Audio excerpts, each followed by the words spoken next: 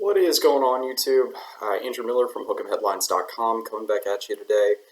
Kind of breaking the news or reacting to Texas men's basketball officially parting ways with head coach Chris Beard. This is as of the afternoon of January 5th. News coming directly from the school, but obviously confirmed by multiple reports. This news is not obviously shocking or any sort of abrupt, but I did think that the legal process might take a little bit longer to play out and see where the school went from there. But again, this is not any sort of shocking news after the arrest of Chris Beard last month. I believe that originally took place on December 12th. Arrested on third-degree felony assault charges, and legal situation still playing out for Beard.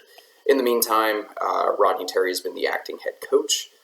Texas has lost one game under the direction of Terry in that kind of record-breaking 116 to there was 103 loss earlier this week to Kansas State at home. I'll give kind of some of my initial takes on the news and see where Texas goes from here. Mention a couple early candidates that could come to mind for where Texas looks next.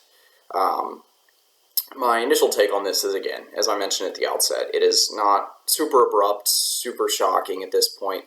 I kind of figured once this news came out and once you started to see some of the reports of the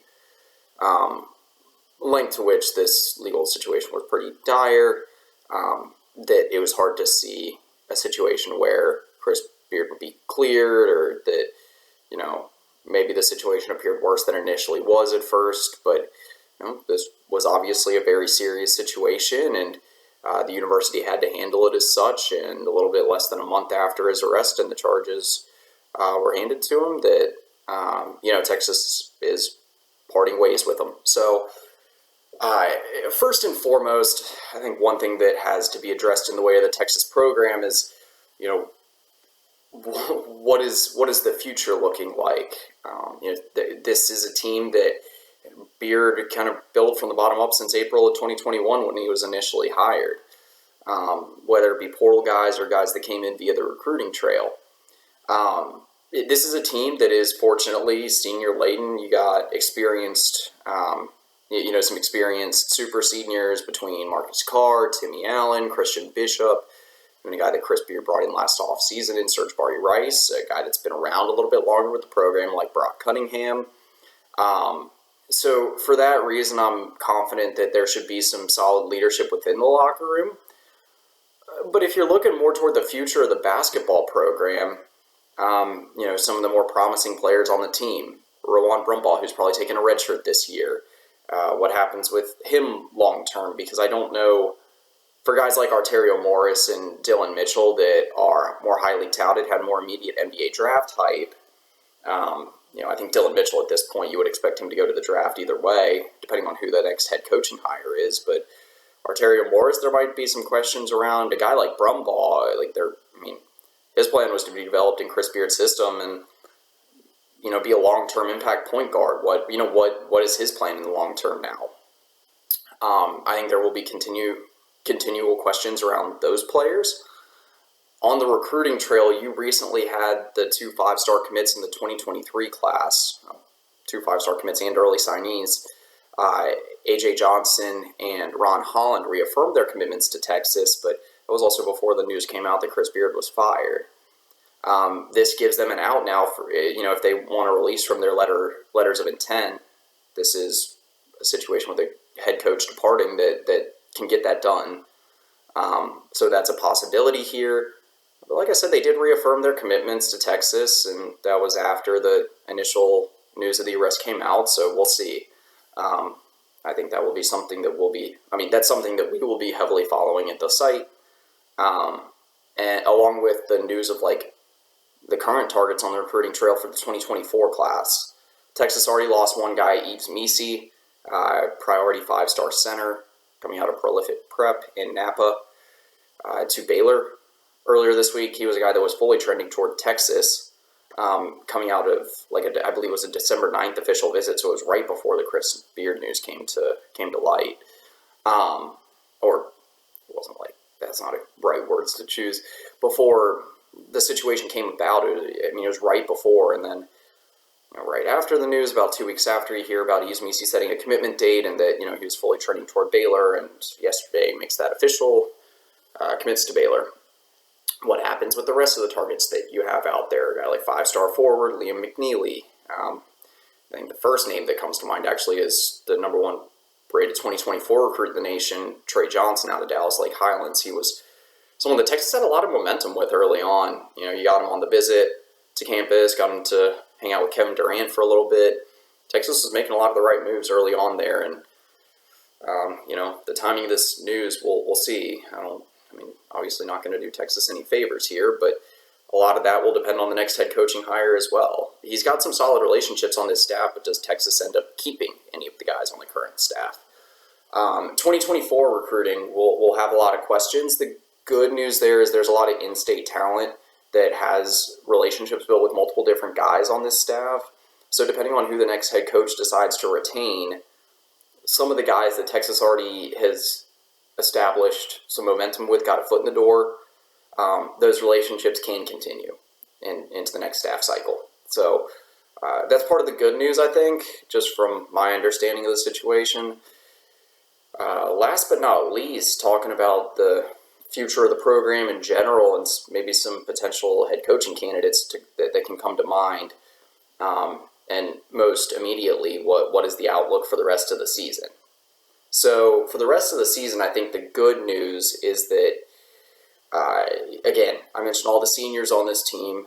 They've played pretty well outside of the Kansas State game in the games that Terry has been the acting head coach.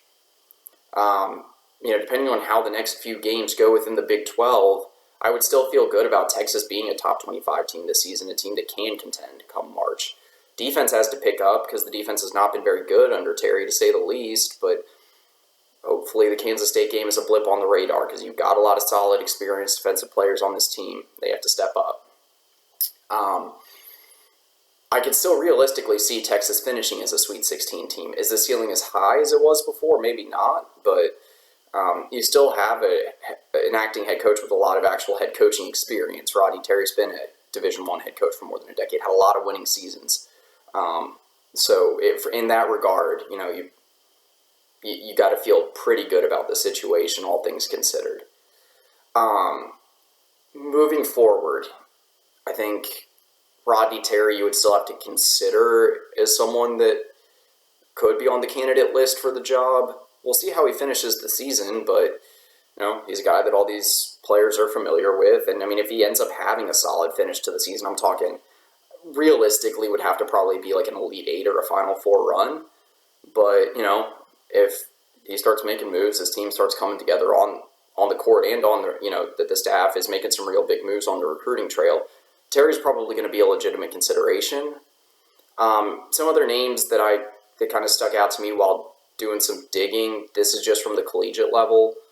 One would be Ryan Odom from Utah State.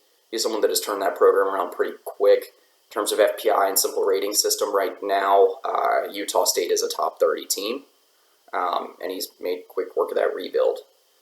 Another name that I think so Texas, when they made the hire of Chris Beard, I guess I'll move back a little bit. When Texas made the hire of Chris Beard, they kind of shot for the stars in state for the best candidate they could find there. There were other connections. Beard was a graduate of the University of Texas, and he was already coaching in the Big 12.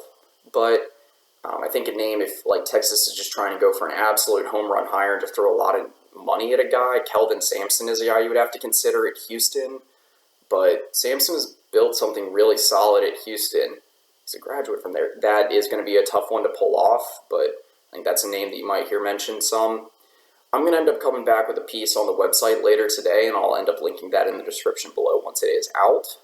But I like the name of Odom, and we'll see how the rest of the college hoop season plays out. But there are some attractive candidates out there right now that Texas can begin courting. Now that you officially know that Chris Beard will not be coming back. But for now, Terry, Odom, Sampson, 3 names that could be on a candidate list to watch. As any names come out that Texas could be connected to, or if there's any names that just stick out to us, whether it be on the current staff or other guys from the NBA or the college ranks, we will definitely have you covered at the site, as well as some stuff on the Longhorns YouTube show channel as well. So that's pretty much it for me.